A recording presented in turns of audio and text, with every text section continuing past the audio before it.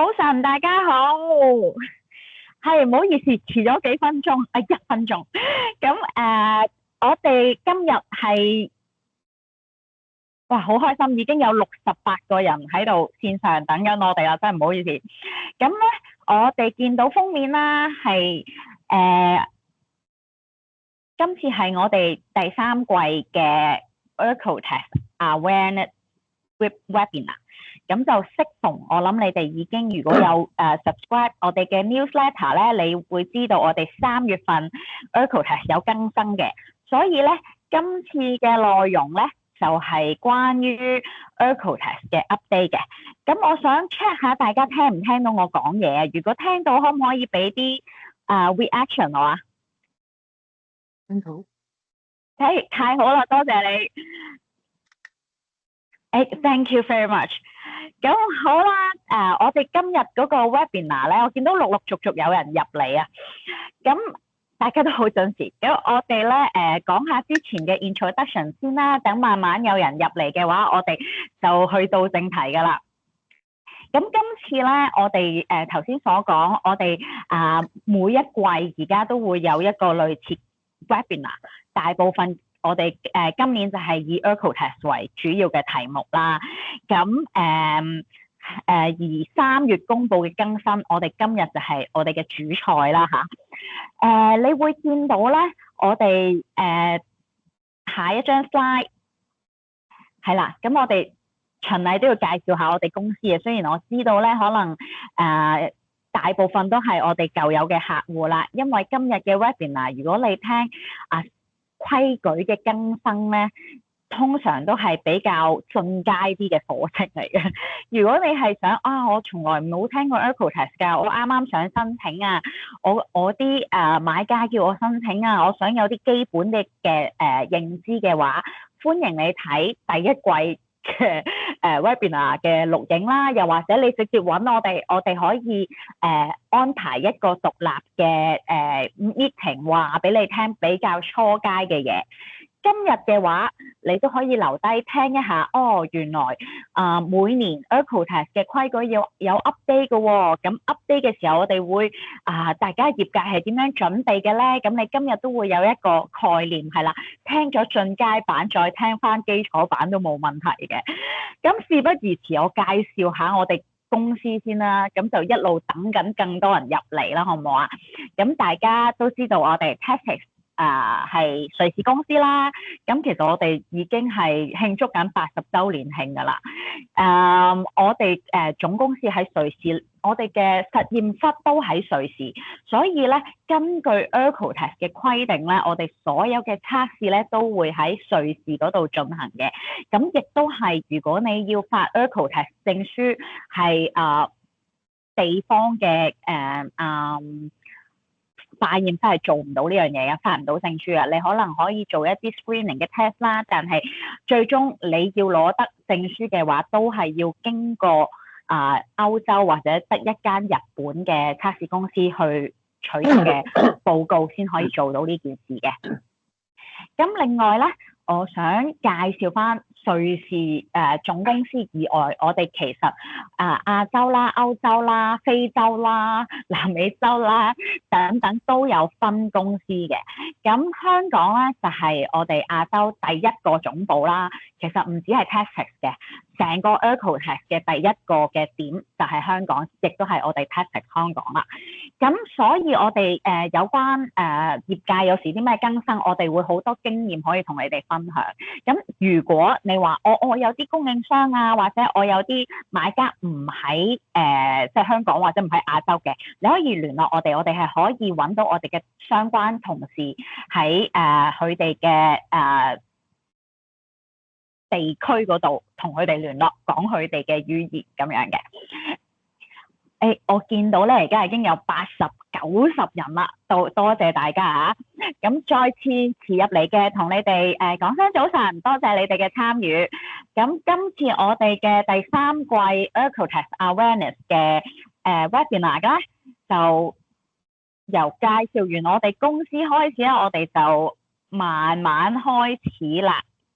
咁今日咧，我哋嘅 webinar 咧就有2 part 嘅。一 part 咧就係 Anson 講嘅。咁 Anson 咧，佢而家係負責我哋 technical support 嘅方面，咁佢一陣會將2026年嘅法規精簡地講一次。咁每一個範疇佢都會涉獵嘅。咁第二個部分咧就輪到我啦。咁我就會講翻，面對其中一條比較我哋覺得影響深遠嘅一條規則，就係上游供應商嘅證書接受嘅政策有變。咁呢一個措施應該點樣應對？即係我哋就我哋嘅經驗聽到嘅聲音 so far 咁樣去俾一啲方案大家參考嘅。咁呢個就係今日嗰兩部分我哋會講㗎啦。咁而我知道咧問題應該會有好多嘅。咁而我哋今日唔止廣東話嘅，廣東話之後咧，我哋會有普通話嘅部分，再下晝有英文嘅部分。咁而由於香港 office 我哋而家照顧埋菲律賓嘅辦事處嘅客戶，咁如果有菲律賓嘅客戶，佢哋係會要求其他語言，咁都可以同我哋講，我哋係可以再安排一個菲律賓語言嘅一個部分俾佢哋嘅。係啦，咁呢個就係我哋今日嘅流程啦。咁你見到我哋嘅PowerPoint，我哋嘅材料咧係用英文嘅。咁如果係啦，你係需要中文嘅部分咧，咁我哋之後都可以提供翻嘅。咁好啦，我而家就普通話講一次先，咁以免如果聽唔明廣東話入咗嚟，有時又想睇下，咁佢知道狀況嚇。謝謝大家參加。那我們今天的 webinar 會有三種語言。首先是你剛剛聽到廣東話，如果你是需要普通話的話，大概11點你回來的話，那個普通話的部分會就是跟我們廣東話的內容是基本上一樣的。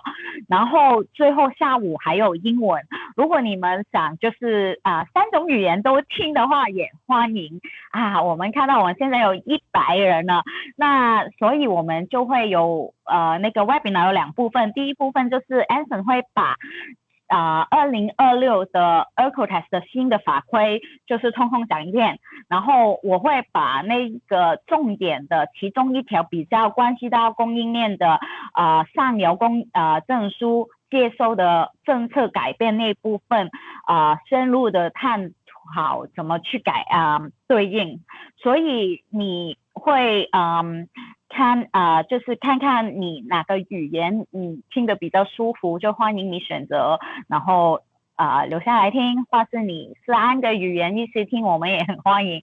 那我們現在就有100多個人參加了，我們現在把時間交給 Anson， 先開始第一部分的內容，麻煩你 Anson。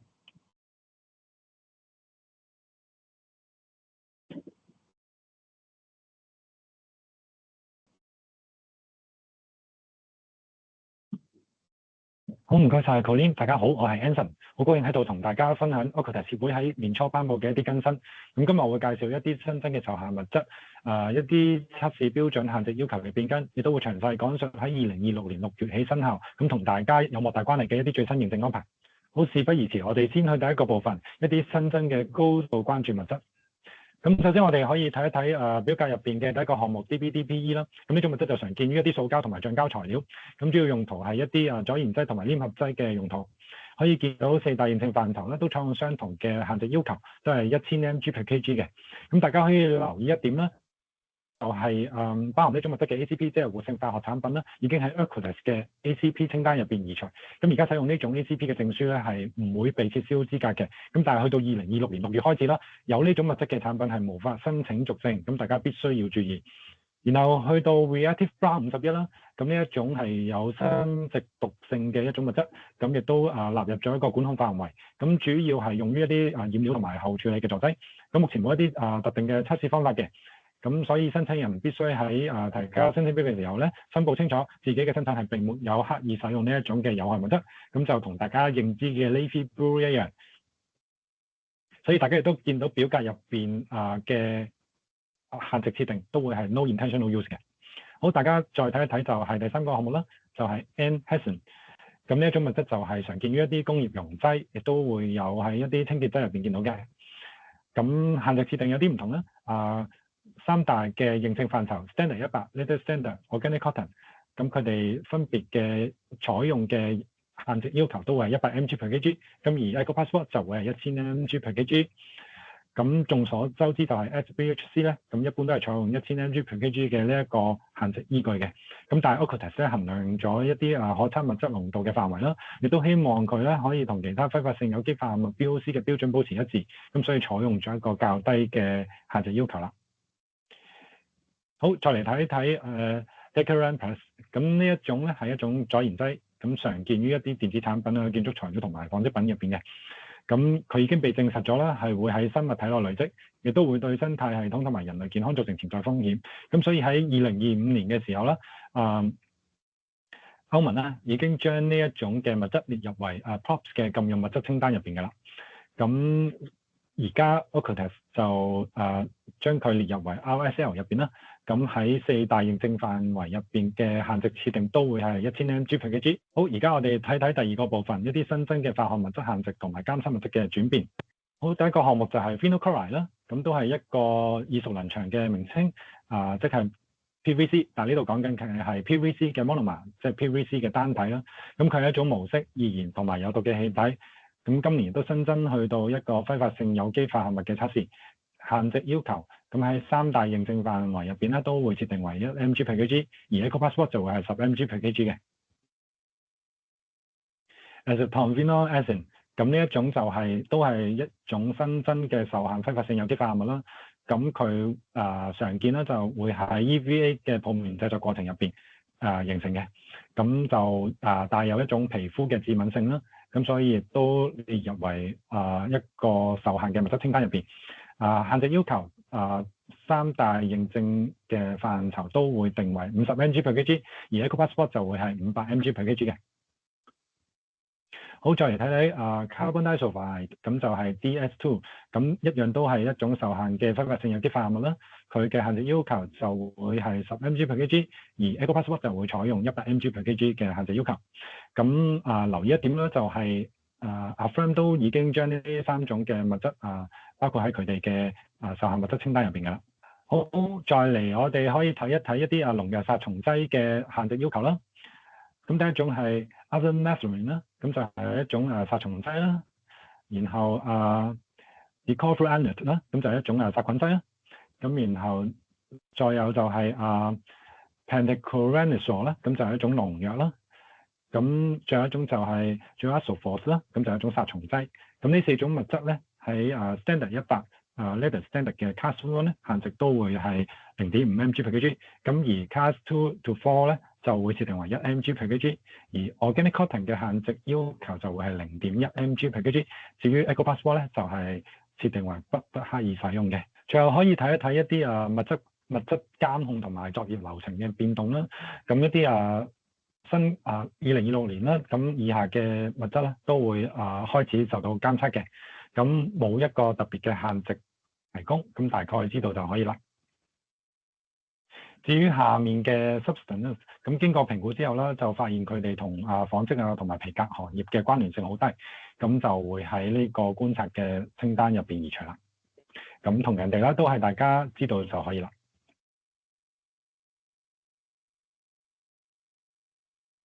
然後我哋嚟到第三個部分啦，一啲限值變動與重點更新。先嚟睇一啲大家比較熟悉嘅 chemicals， 咁就係 bisphenols 啦。咁針對 bisphenol 嘅 B 啦、F 啦、S 啦，喺 Standard 100、EcoPassport、Organic Cotton 嘅標準都降低去到200 mg/kg， 咁就同 Affirm 睇齊。而 Latest Standard bisphenol B 亦都降到800 mg/kg。咁值得注意嘅係啦 ，Latest Standard 入邊針對 bisphenol S 嘅限值都增加去到800 mg/kg 嘅。咁而當中係會有1年嘅過渡期。然後我哋再嚟睇睇其他嘅 substance 啦。synthetic glitter 而家係必須要通過色濃度嘅測試 ，Standard 100 Latest Standard Organic Cotton 嘅限值都由 UO 即係 under observation 咁就更新至fast 啦，即係必須通過測試。咁呢個改動主要係針對翻 microplastic 即係微塑粒嘅污染而訂立嘅。然後再睇就係pre-anescedent 啦，咁就係一啲致癌性芳香胺喺 standard 100 liter standard organic cotton 嘅限值，亦都係由 UO 即係 under observation 咁就更新去到20 mg/kg，Eco Passport 就會係100 mg/kg 嘅。TPP 方面啦，咁一般嚟講就會係消費品入邊作為增塑劑或者係阻燃劑去使用嘅。咁而 standard 100啦 leather standard 啦organic cotton 嘅限值啦，即係由1000 mg/kg 咁就更新去到500 mg/kg 嘅，係就係 PFAS 啦。咁法國喺2025年啦就頒布咗一條法例，咁就禁止化妝品、韓式品、滑雪蠟使用呢個 PFAS 嘅。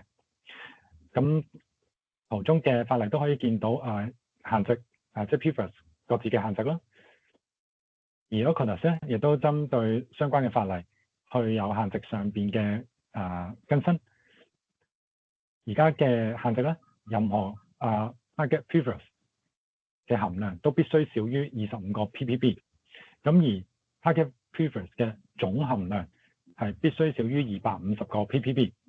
咁至於total fluorine 啦，即係 TF 啦，佢嘅含量就必須少於50個 ppm 嘅。咁喺2026年6月開始啦，如果 total fluorine 嘅含量超標，咁經過證實 fluorine 嘅來源並不是來自 PFAS， 意思即係話 target PFAS 係合格嘅話咧，咁客戶係可以選擇進行一個 pyrolysis 嘅 GCMS 檢定。咁呢個檢定係用嚟確認係冇一啲阻礙降解嘅高分子化合物。咁如果通過測試啦，咁同時申請人係可以提供到可靠嘅生產文件去說明 fluorine 嘅來源，咁就可以獲豁免出證㗎啦。咁證書嘅範圍必須註明contains fluorine from non-PFAS sources。咁可以見到表格入邊咧最底嘅一欄就係唯一一個可以 apply for 呢個 exception 嘅情況啦。好，呢度有幅圖都簡單介紹下一個 total fluorine 嘅結構啦。咁 total fluorine 就顧名思義就係一個總數啦。咁下邊會再有分一啲有機嘅 fluorine 同埋冇機嘅 fluorine。咁我哋主要都係睇一啲有機嘅 fluorine 啦。咁而有機入咁樣嘅，咁所以會有分 AOF 同埋 EOF。咁而我哋需要揾出嚟嘅咧，一般嚟講就係紅色圈圈入邊嘅 target PFAS 啦。咁但係其他有一啲嘅物質 non-target PFAS 其實都有機會轉換成 target PFAS 嘅。咁所以呢個亦都係需要做一個 assessment。咁就住呢度相關嘅項目咧 OCOTUS 而家喺認證嘅層面上面咧，係可以做到 total fluorine 啦，同埋 target PFAS 嘅一啲測試。咁但係non-target 嘅 PFAS 咧，OCOTUS 暫時未有一啲嘅測試方法去處理嘅。但係 TestTest 咧，即係我哋嘅公司咧，咁佢哋而家有一個自家研發嘅方法，係可以測到呢個 non-target PFAS 嘅。咁如果大家有興趣想知道詳情，都可以不妨同我哋 CSO 去聯絡。咁我哋都可以提供嘅測試資料俾大家。咁但係都要先講一句啦，就係因為呢個 non-target PFAS 咧，並不是一個ISO 17025認受嘅測試。咁所以咧，佢不能夠作為一個認證項目放喺呢個 OCOTUS 嘅認證入邊嘅。好，咁就嚟到第4部分，供應鏈認證嘅程序 update 啦，亦都有一啲重測條件嘅更新嘅。咁先講少少背景啦。咁歐盟就致力於防止一啲洗綠嘅行為，即係一啲 greenwashing 嘅行為啦。咁亦都想推出一啲提高供應鏈透明度嘅法規。咁而 OCOTUS 咧作為一啲支持永續發展嘅先驅者，咁目前咧喺認證嘅流程咧正積極去整改，咁配合法規嘅推行嘅。咁其中一項比較重要嘅整改咧，就會係一啲上游證書認受性嘅變更。咁為咗增加 Standard 100內部嘅可追溯性啦，咁申請人咧嚟自提交啦，嚟自第2級供應商，即係類似中間人角色嘅一啲上游證書，即係原材料證書啦。咁只能夠用於首次嘅認證。換言之啦，喺續期嘅時候，所有原材料嘅證書必須來自直接嘅供應商，咁樣先可以被接納為一個已認證嘅物料。咁喺2026年6月開始推行嘅，而26至27年間咧係情況好似好複雜，咁我哋可能用一啲例子去説明啦。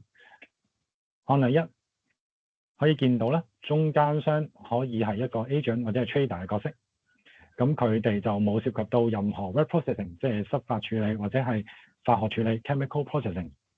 咁而佢哋咧只持有一啲原材料嘅證書，即係上游嘅證書啦。喺呢個情況下咧，喺申請一個新證書或者係喺26、27年間嘅一個過渡期，喺呢兩個條件底下，我哋咧係仍然接受由 agent 或者 trader 提交嘅上游供應商證書。咁除咗呢兩個條件之外咧，任何其他情況嘅中間人都必須要持有自己嘅證書嘅。我哋又再睇第二個例子。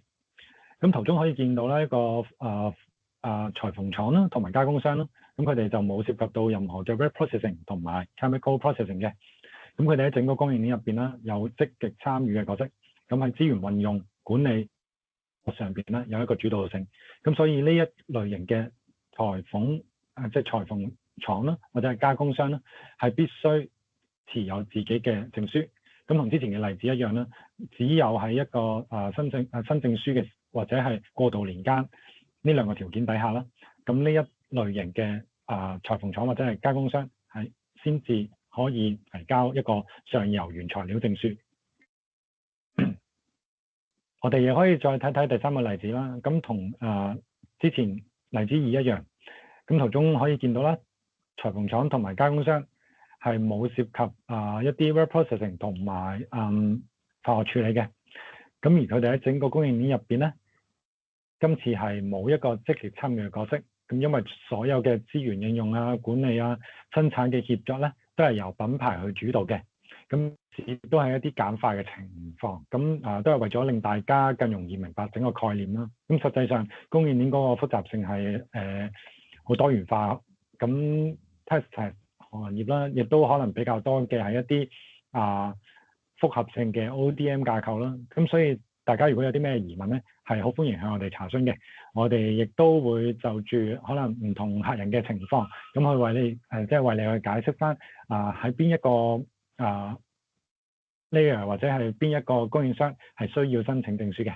今次主要係關注客戶供應商嘅一啲濕法處理啦，或者化學處理嘅過程，而本身係冇持有一個有效認證嘅情況嘅。咁先講一講個背景先啦。咁呢個就 Acoutas 有今次嘅改動啦。咁就主要係嚟自啦，有一啲嘅分析表明咗啦，一啲企業如果佢冇一個應該話一個企業佢哋嘅供應鏈入邊，如果包括有一個濕法處理啦或者化學處理而係冇認證過嘅話咧，咁大多數嘅風險指標，意思即係話之後會提到嘅一個 risk parameter， 咁係大部分都不符合要求嘅。咁意思即係話一般嚟講測試都係唔合格嘅。咁而其中一個關鍵嘅原因啦，佢哋深信係一個透明度嘅缺乏。咁特別係歐洲喺2026年啦，全面實施一個嚴格嘅供應鏈透明度法規，咁亦都要求產品清楚列明使用過嘅一啲原料同埋化學品。咁而Acoutas因此咧，亦都決定啦，所有涉及呢個濕法處理同埋化學處理嘅代工廠同埋加工商都必須通過 Standard 100嘅認證。咁因為好多時候就係一啲濕法處理同埋化學處理嘅代工或者加工廠，佢哋係可以唔需要測試。咁因此咧佢哋係被定為今次最主要係要求需要申請自己嘅認證嘅一個對象啦。咁意思即係話咧，而家自有產品一般咧就會喺自己嘅認證入邊通過測試啦。咁我哋咧仍然係會需要為客戶工作嘅嗰啲代工廠同埋加工廠再進行認證嘅。咁今次更新咧，同樣都係喺2026年6月開始，咁會要求供應鏈入邊咧，但凡進行過呢個濕法處理同埋化學處理流程嘅一啲設施，都必須根據 Standard 100進行產品嘅認證嘅。咁對於續期認證啦，呢度有1年嘅過渡期。咁咁適用喺26、27年間。咁對於首次認證嘅產品咧，同樣有1年嘅豁免係針對今次嘅規定嘅。咁一啲未認證嘅委託加工廠咧，係可以有時間去申請自己嘅證書嘅。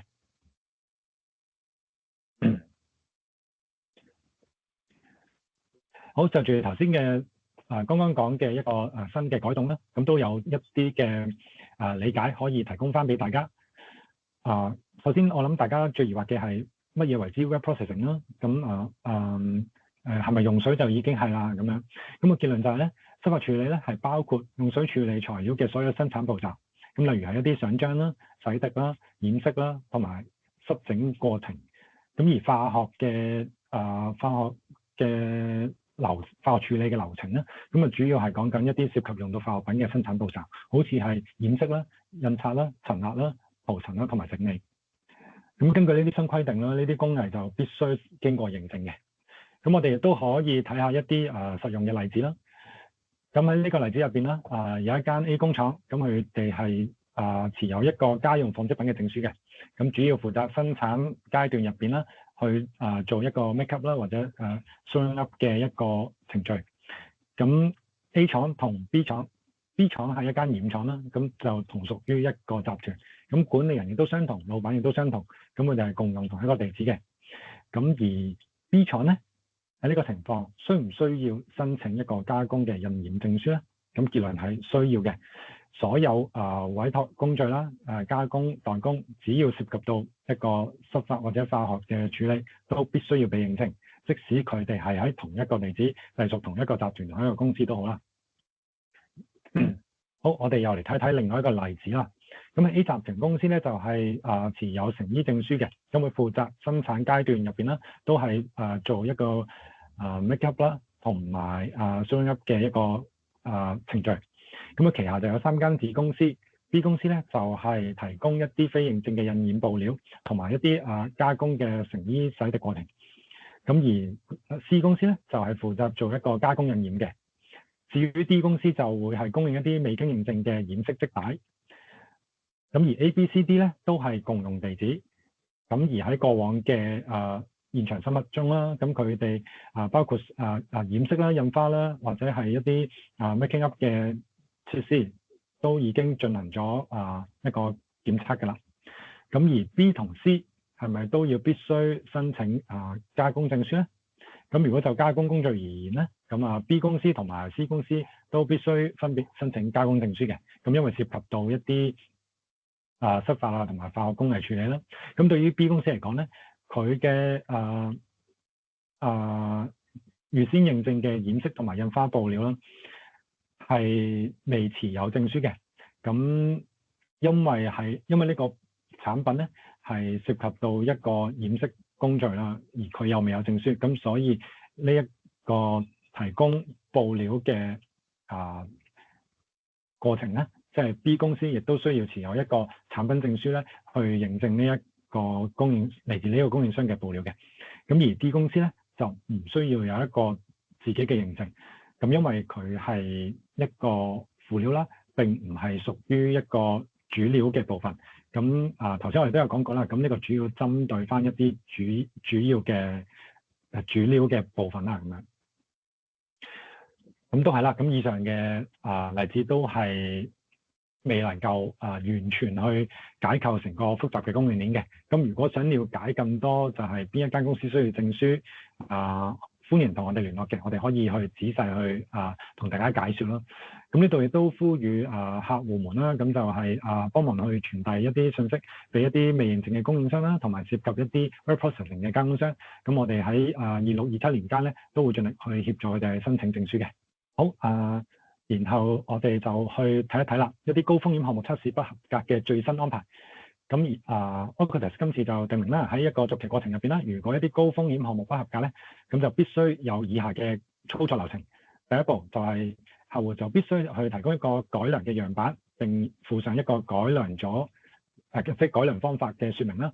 咁就正如大家平時如果有做開一啲重測嘅申請，咁應該都會知道係點處理㗎啦。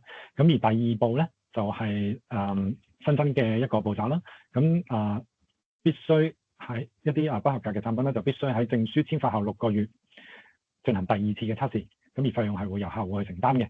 咁如果喺第二次測試入邊咧，仍然都係唔合格嘅話咧，咁最終就只有3個選擇嘅啫。第一個選擇就係產品嘅級別可能就要因應住你測試結果嘅情況去改動啦。咁而第二個可能性咧，就係將受影響嘅產品喺認證嘅內文入邊剔除。咁當然啦，相關嗰個產品使用嘅一啲染料或者係化學品咧，都需要剔除嘅。咁第三亦都係最唔理想嘅一步啦，咁就係將成張證書撤銷，係啦。咁而呢啲所謂嘅高風險嘅項目係包括啲乜嘢咧？舉個例子啦，咁就會有一啲 heavy metal 啦，例如係一啲 chromium 6啦、nickel 啦，有 total lead 啦、total cadmium 啦，亦都有 PFAS 啦、phthalate 啦，同埋有一啲 non-ACP 嘅 flame retardants。咁仲有其他各式各樣嘅一啲有害物質，咁呢度就唔詳細講啦。而 Ocotex 亦都有機會會喺一啲稍後嘅時間咧，會出翻一個正式嘅高風險物質嘅清單，咁到時候可以再發俾唔同嘅客戶咁樣。